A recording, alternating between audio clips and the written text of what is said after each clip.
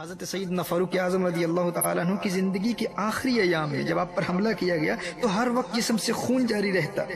لیکن جب نماز کا وقت ہوتا اور انہیں بیدار کیا جاتا اس شدید بیماری اور کمزوری کی حالت میں، محترم احبہ غور کیجئے حضرت فاروق اعظم رضی اللہ تعالیٰ عنہ اس تکلیف میں کیا ارشاد فرماتے ہاں سنو جو نماز کو ضائع کرتا ہے اس کا اسلام میں کوئی حصہ نہیں ہے، اور اسی حالت میں پھر نماز ادا کرتے۔ آج ہمارے ہاں کوئی بیمار ہو جائے اور کوئی اللہ کا نیک بندہ اس بیمار شخص کو نماز کی تلقین کرے تو رشتہ دار اس کے دشمن ہو جاتے ہیں۔ بھائی اسے اس کی بیماری کا خیال نہیں، اسے اس کی تکلیف کا خیال نہیں، یہ اس حالت میں بھی اس کو نماز کی دعوت دے رہا ہے، اسے شرم نہیں آتی؟ اور بے شرم و شرم تم کرو۔ آج اگر کوئی اسے نماز کی تلقین کر رہا ہے، نماز کی دعوت دے رہا ہے، تو اگر وہ اس دنیا سے اس حالت میں چلا گیا تو شاید اس نماز کی برکت سے اس کی آخرت سنور جائے، شاید دل سے توبہ کرے اور اللہ جل وعلا ماضی کے اس کے تمام گناہوں کو معاف کر دے۔ یہ تو اس کی آخرت کی دائمی زندگی سنوارنے کے لیے اسے دین کی دعوت دے رہا ہے، تم اسے کہہ رہے ہو تم شرم کرو۔ یعنی جو دین کی دعوت دے رہا ہے، نماز کی دعوت دے رہا ہے، اس کی آخرت کو بچانے کے لیے بیچارے نے ڈرتے ہوئے کہہ دیا ہے تو تم اس کی قدر کرو، تم اس کا احترام کرو۔ بھائی وہ تمہارے بابے کی آخرت کو سنوارنے کے لیے اس کو دعوت دے رہا ہے۔ بھائی کسی بیمار کو نماز کے لیے بیدار کرنا دور حاضر میں تو بہت بڑی بات ہے۔ بیمار تو بیمار، آج ایک ماں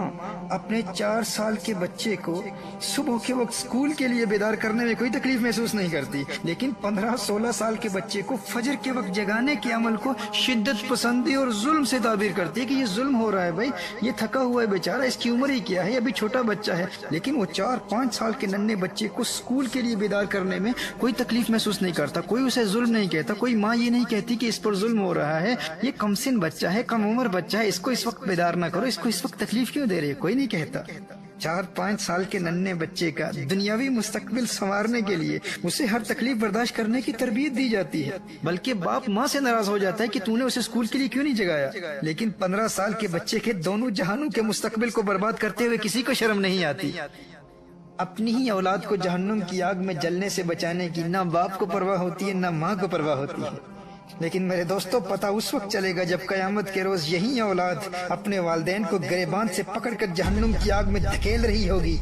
کہ ہماری آج کی بربادی کا سبب تم ہو، تم نے ہمیں اس مختصر زندگی کی کیریئر پلاننگ تو سکھا دی، لیکن تم نے ہمیں کبھی یہ نہیں بتایا تھا کہ فجر قضا ہو گئی تو لاکھوں برس جہنم کی آگ میں جلنا ہوگا۔ اس وقت بیٹا کہے گا کہ میں 5 سال کا تھا اور نرم بستر سے بیدار ہو جاتا تھا، کیونکہ تم نے مجھے پٹی ہی یہی پڑھائی تھی کہ اگر اسکول نہ گیا تو تمہارا کیریئر برباد ہو جائے گا، لوگوں کو کیا منہ دکھاؤ گے، تیری ناکامی پر لوگ ہنسیں گے، بڑے ہو کر ذلت و رسوائی کا سامنا کرنا پڑے گا، زمانے کے تانوں اور غربت اور بھوک اور پیاس کو کیسے برداشت کرو گے؟ ہے میری ماں، ہے میرے ابو جی، تم نے پیٹ کی عارضی آگ سے تو ڈرایا تھا،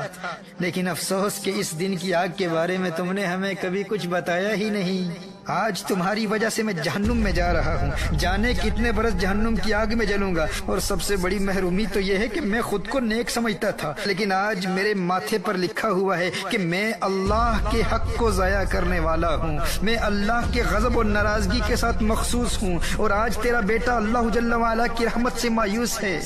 اے میرے والدین، آج آپ کی وجہ سے میں فرعون، حامان، قارون اور ابی بن خلف جیسے اللہ کے دشمنوں کی صفوں میں کھڑا ہوں۔ کیوں؟ آخر کیوں؟ یہ ظلم مجھ پر کیوں کیا؟ آج اللہ کی ساری مخلوق میری پیشانی پر لکھی ہوئی ان عبارتوں کو پڑھ رہی ہے۔ ابو جی دنیا کی نظروں اور دنیا کے تانوں سے تو ڈراتے تھے، لیکن اس دن کی رسوائی کا ذکر بھی نہیں کیا، مجھے کبھی بتایا ہی نہیں کہ یہ دن بھی آنے والا ہے۔ کاش کہ تم نے مجھے جگایا ہوتا، کاش کہ تم نے مجھے نماز کی اہمیت بتائی ہوتی۔ تمہیں فجر کے وقت میرے آرام کا بہت خیال تھا، اور پورا دن جب اسکول میں گزار کر میں گھر واپس آتا تو ہوم ورک کے بارے میں بات کرتے، ہوم ورک کیا ہے یا نہیں، ٹیوشن پر بھیجنے کا اہتمام بھی کیا جاتا، اور جب میں ٹیوشن سے واپس آتا تو فوراً کہا جاتا اب